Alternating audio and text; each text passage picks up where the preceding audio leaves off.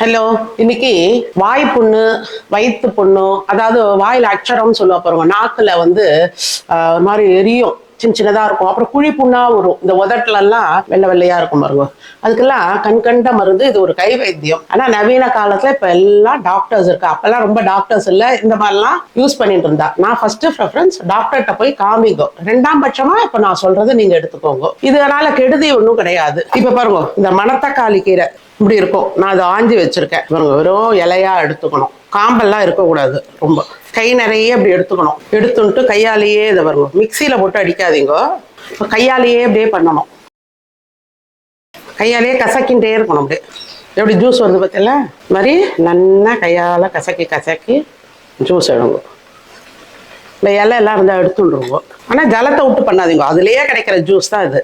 அந்த இலையை தூக்கி போட்டேன். அடுத்த செட்டு சும்மா ஒரு 3 டேபிள் ஸ்பூன் வர திட்டத்துக்கு எடுத்துக்கோங்க, போதும். இது 3வது முறையா பண்றேன். இப்ப பாருங்க, இதுல 1 2 இந்த இலையெல்லாம் ரிலீஃப் எல்லாம் இருக்கு.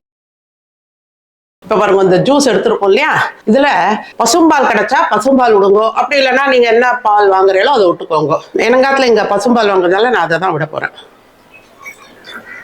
இப்ப இதை என்ன பண்ணணும்னா, காலையில எழுந்ததும் வெறும் வயிற்றுல பிரஷ் பண்ண உடனே இதை வாயில அதை நல்லா ஒரு நிமிஷம் நல்லா கொப்பளிச்சுட்டு மெதுவா முழுங்குங்க. 2 நாள் சரியா போயிடும். ஒரு நாள் சாப்பிடுங்க, கண்டினியூஸா ரொம்ப புண்ணா இருக்க ஒரு 2 நாள் எடுத்துக்கோங்க. எடுத்துட்டேன்னு வச்சுக்கோங்களேன், ஜம்மு அந்த வாயில இருக்க புண்ணெல்லாம் ஆறி போயிடும். இது நல்ல கண்கண்ட மருந்து. இப்போ இதுல பாலை விட்டு குடிக்கும் போது துளி கூட கசப்பே தெரியாது. அப்படி இதெல்லாம் எங்களால பண்ண முடியல அப்படிங்கிறவா இதை பொடியா நெருக்கிட்டு கறி மாதிரி பண்ணி சாதத்தோட நெய் விட்டு நல்லா சீவ் பண்ணி மெதுவா தொண்டைவால முழுங்கணும். அப்போ அதுவும் நல்லா ஆறிடும். அப்படி இல்லைன்னா நல்லா வதக்கிட்டு தயிர் பச்சடி மாதிரி பண்ணி அப்படியும் சாப்பிடலாம். இல்ல பருப்பு போட்டு ஒரு கூட்டாட்டமா பண்ணி அப்படியும் சாப்பிடலாம். உங்களோட விருப்பம்தான். தேங்க்யூ.